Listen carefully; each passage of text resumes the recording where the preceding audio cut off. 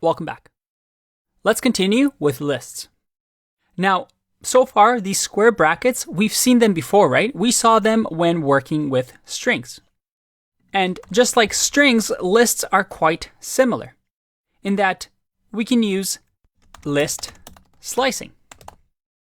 If you remember, with string slicing, we had things like hello, and we were able to assign it to a string, let's say a variable string, and we could do string and then slice.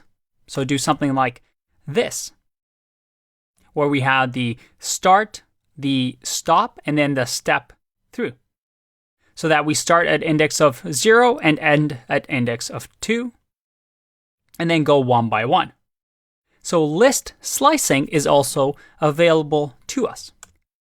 So let's make this cart a little bit bigger.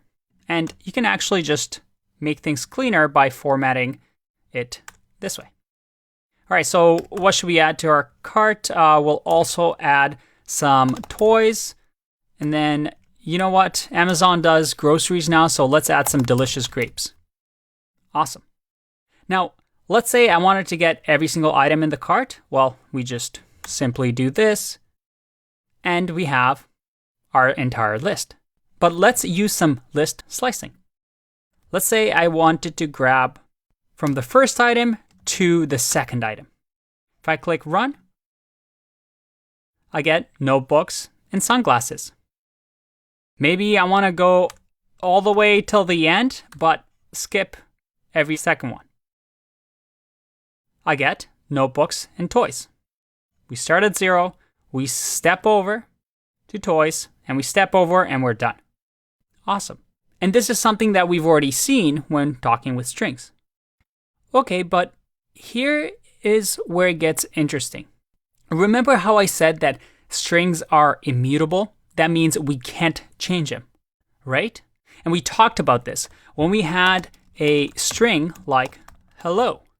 I couldn't do greet 0 equals to, let's say, z. I'd get an error here. I get str object does not support item assignment. It's immutable. But the interesting thing with lists is that they are mutable. So that if I change my Amazon cart and say that, you know what, I don't really want notebooks. So I'm going to grab the first item, which is notebooks. And instead of notebooks, what do we want? We'll say we want a new laptop. It's a big upgrade. When I print this Amazon cart, look at that. I'm able to change this list. And it didn't give me an error.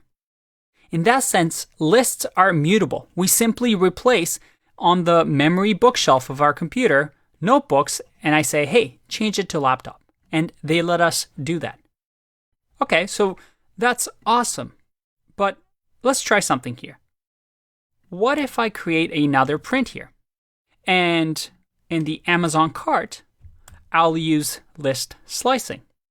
So let's say I want item from index of 1 all the way until index of 3. Let's run this and see what happens. Try and guess. Is that what you expected? Let's go through this code. When we get to line 10, we grab the Amazon cart, which has been updated with laptop, and I grab item 1 to 3. So that is sunglasses to toys. So 0, 1, 2, and then we stop at 3. Just to make this easier to understand, let's start off with 0 here, so that we see that laptop has been changed. And then here, in the second one, on line 11, we print the Amazon cart. But hold on a second. This list did not change.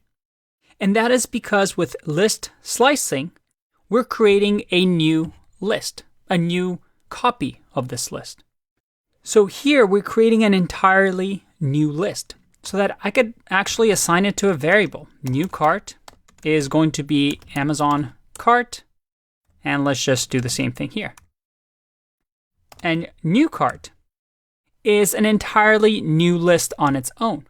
I could change new cart, let's say 0 into, let's say, gum.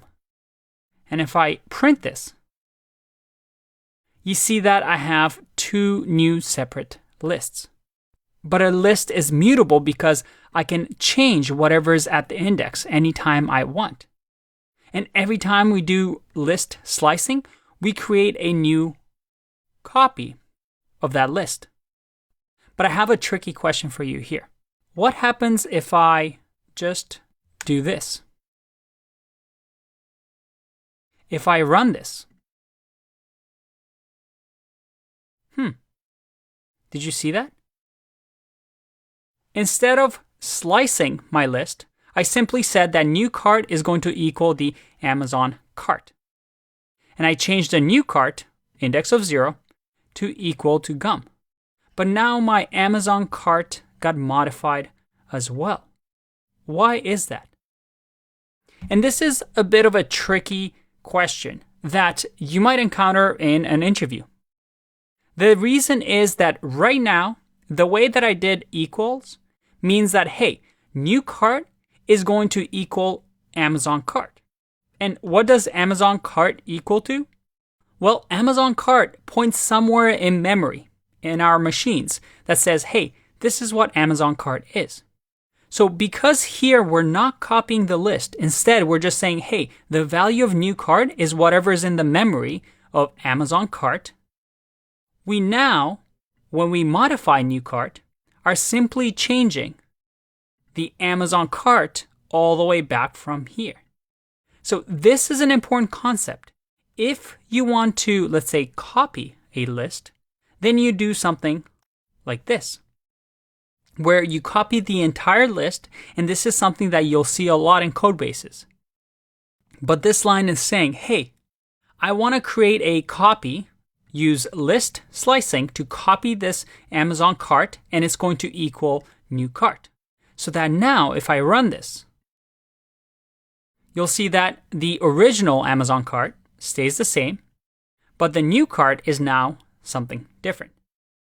This is a quick gotcha that you just have to get used to, but it's an important concept. This idea of copying versus modifying the list. And it's something we'll explore a little bit more in the next couple of videos. For now, take a break, and I'll see you in the next one.